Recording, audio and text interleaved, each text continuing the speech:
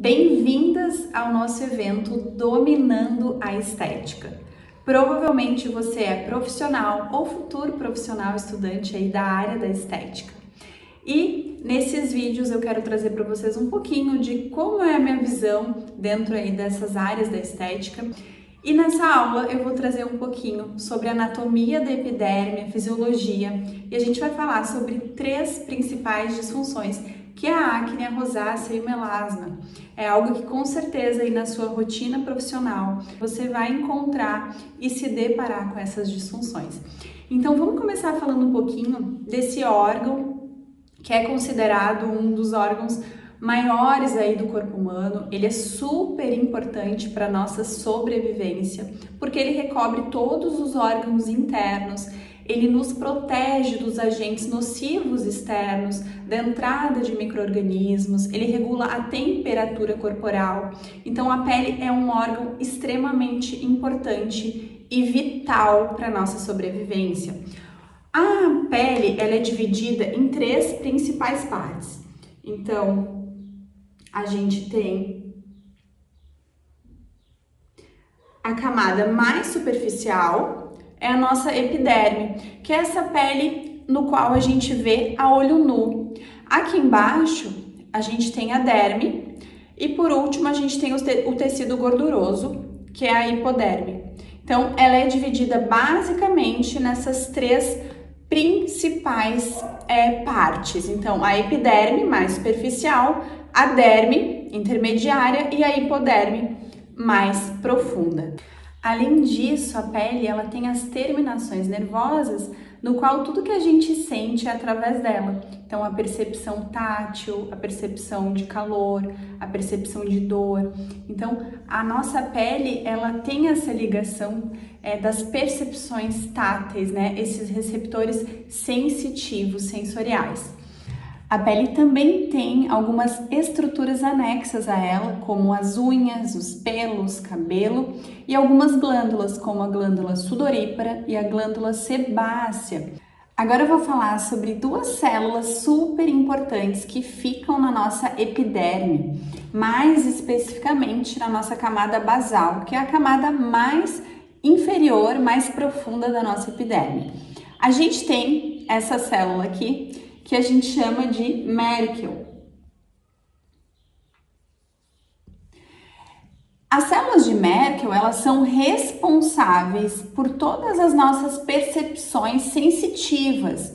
Então, também é uma forma de uma célula de proteção. Então, ela nos protege, porque quando a gente encosta em algo quente, por exemplo, a gente tem esse reflexo de tirar. Então, isso é o que as células de Merkel fazem, essa sensibilidade. Tudo que a gente sente do ambiente na nossa pele, as células de Merkel, elas jogam a informação lá para o nosso sistema nervoso central e a gente de alguma forma se defende, né? O frio, alguma coisa quente, alguma coisa que tu encoste, te fure, te machuque, enfim. Então, as células de Merkel, elas são responsáveis pela parte sensorial, sensitiva. Aqui eu desenhei uma outra célulazinha também, que é uma célula muito conhecida, que é o famoso melanócito. Os melanócitos, eles já são dendríticos, então eles têm esses filamentos, né, como se fossem uns dedos, e aqui fica o núcleo do melanócito. E qual a função principal desse melanócito? É fazer a produção de melanina para nossa pele. Então, essa melanina que o melanócito produz, ela tem uma função muito importante também, que é uma função de proteção, uma função de fotoproteção para nossa pele. Então, quando a radiação bate, o calor aqui na nossa pele, esses melanócitos eles se excitam e eles produzem mais melanina para fazer uma defesa da nossa pele, para proteger. Então, o queimado que a gente vê nas pessoas, aquilo ali foi uma forma de defesa da pele, né? O bronzeado. As manchas também que acontecem na nossa pele. Então, o melanócito ele tem esse envolvimento com hormônios, então pode gerar a mancha aí, gravidícia, o cloasma. Essa melanina também, ela é responsável pela coloração da nossa pele. Então, a gente tem os fototipos aí. E, por exemplo, uma pele fototipo 5, ela tem muito mais produção de melanina do que uma pele fototipo 1, fototipo 2. Então, a melanina, ela também é responsável pela coloração e pelo nosso fototipo, que a gente estuda muito aí dentro da estética facial. Então, o melanócito, ele é responsável pela produção de melanina, que é uma forma de fotoproteção, de proteção para a nossa pele. Então agora a gente vai falar um pouquinho mais sobre a epiderme em específico, que é essa camada mais superficial aí da nossa pele. Então a nossa epiderme, que é essa parte mais superficial da pele, ela é dividida em 5 principais camadinhas. Então aqui eu desenhei para vocês verem, ó. A gente começa aqui embaixo, a primeira camada mais profunda da epiderme é a camada germinativa ou basal. Acima a gente tem a camada espinhosa, depois a camada granulosa, a camada lúcida e a última, mais superficial da epiderme é a camada córnea, né? Que é essa pele, essas células mortas onde a gente consegue ver realmente a olho nu. Células da camada basal, elas vão sendo empurradas para cima, então elas vão sofrer uma alteração morfológica na sua morfologia e também vão sofrer alterações nucleares do seu núcleo ali da célula. Então esses núcleos vão se achatando, vão subindo até chegar na camada córnea. Essa renovação que a epiderme faz, onde a camada basal essas células da camada basal vão subindo até chegar na camada córnea, geralmente ela acontece entre 26 a 28 dias. Então a gente tem essa renovação natural da nossa pele constante ao longo de toda a nossa vida. E quando ela chega, essas células lá na capa córnea, na camada córnea que a gente chama, elas se desprendem. Então essa célula a gente chama de a famosa célula morta. Então ela faz esse ciclo de se empurrar lá para cima e quando ela chega na última camada, na camada córnea, ela se desprende. Então ela já não faz mais parte daquela pele, ela já não tem mais atividade celular. E a gente chama aí de célula morta. Agora vamos falar um pouco das disfunções que acontecem aí na nossa pele. Eu vou começar falando sobre a acne, que a acne é muito comum. Quem tem essa disfunção sofre demais com essa alteração na pele. Ela é muito difícil até mesmo de ser tratada aí somente com produtos tópicos. Eu já tive que tomar medicamento para tratar essa disfunção, então é algo muito comum que com certeza quem trabalha com estética facial vai encontrar aí ao longo da sua prática clínica algumas clientes, pacientes com acne. Então, a acne ela é formada aí ou por cravos, cravinhos brancos, cravinhos pretos e as acnes, né, que a gente chama de pápulas, pústulas, e a acne ela tem aí vários graus, grau 1, grau 2, até grau 3 e grau 4, onde realmente tem que entrar aí com anti-inflamatório, antibiótico ou até mesmo o Roacutan. Então ela é uma doença de pele muito séria, ela afeta principalmente adolescentes e mulheres, né? A gente vê muito comum também aí a acne da mulher adulta. Então, por algum motivo hormonal, falta de cuidado, de higienização, ela tem um entupimento aí da glândula sebácea, do folículo pilosebáceo, uma proliferação bacteriana da bactéria da acne, que é uma bactéria extremamente resistente. Então, vai causando ali dentro uma inflamação, né? E essa inflamação, ela pode ser pustulenta, que a gente chama de as pústulas, ou uma inflamação interna, que a gente chama das acnes internas, né? E como eu já falei, ela pode ter vários graus. O principal aí tratamento, eu digo que seria a prevenção. Os adolescentes, quando começam ali naquela função de alteração hormonal, né, que é o período de pré-adolescência, adolescência, então eles já podem iniciar uma rotina home care.